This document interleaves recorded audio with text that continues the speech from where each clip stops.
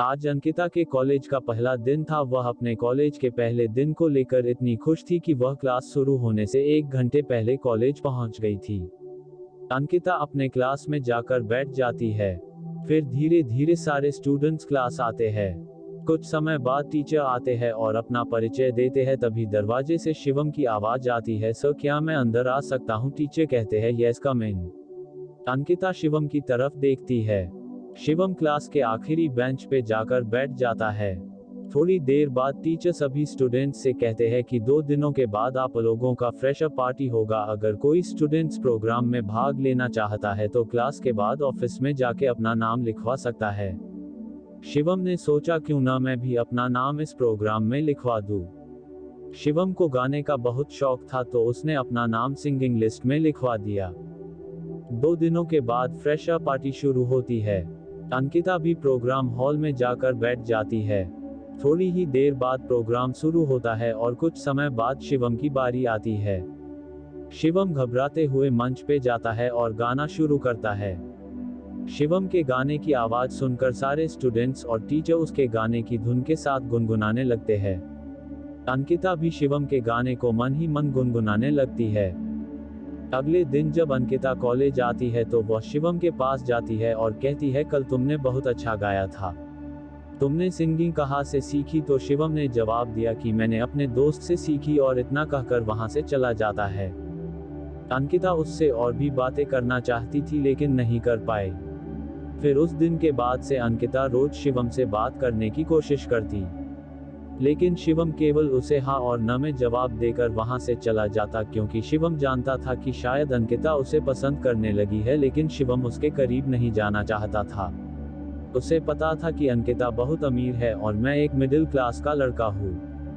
हम दोनों के बीच प्यार नहीं हो सकता, मुझे अपनी पढ़ाई पे ज्यादा ध्यान देना। अब अंकिता का कॉलेज में 2 महीने हो गए थे, लेकिन अभी भी अंकिता को शिवम से बात करने की कोशिश जारी थी। अंकिता यह जानती थी कि शिवम एक मिडिल क्लास का लड़का है, इसके बावजूद वह शिवम को पसंद करने लगती है। लेकिन अंकिता ने कभी भी अपने दिल की बात शिवम को नहीं बताई। एक दिन अंकिता शिवम के पास जाकर कहती है कि आज मेरी कार खराब हो गई है, क्या तुम मुझे अपने बाइक से मेरे घर तक छोड़ सकते हो? तो शिवम कहता है कि मैं तुम्हें अपने बाइक पे नहीं बैठा सकता, अगर किसी ने देख लिया तो क्या कहेंगे? कुछ नहीं कहेंगे पागल, अंकिता कहती है। मैं कह दूंगी कि हम दोनों दोस्त हैं, तुम डरो मत। शिवम कहता है ठीक है। शिवम अपनी बाइक लेके आता है।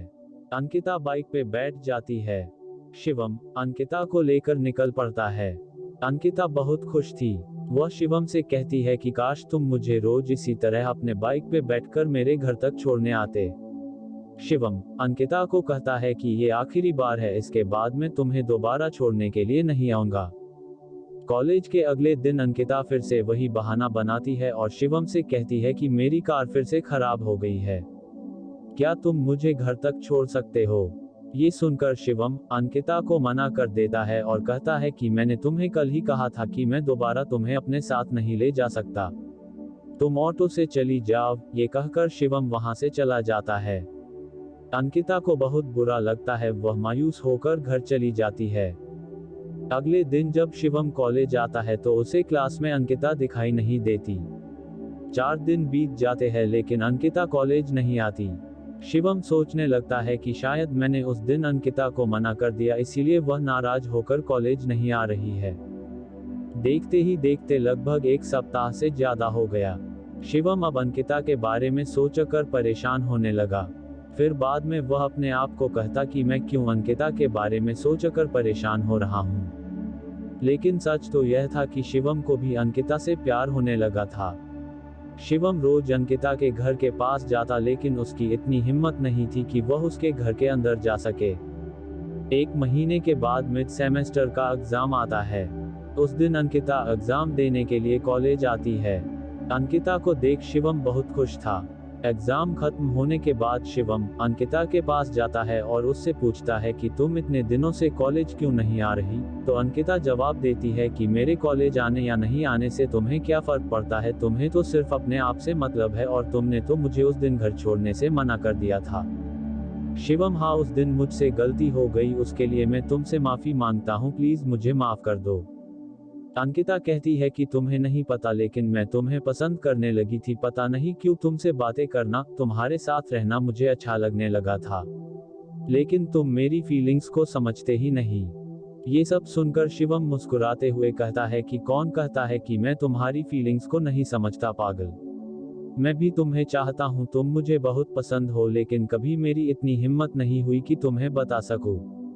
अंकिता कहती है तुम सच बोल रहे हो। शिवम जवाब देता है मैं अपनी कसम खाकर बोल रहा हूँ, मुझे भी तुमसे प्यार हो गया है। उस दिन के बाद अंकिता और शिवम एक हो गए और प्यार के सफर में दोनों साथ चलने लगे।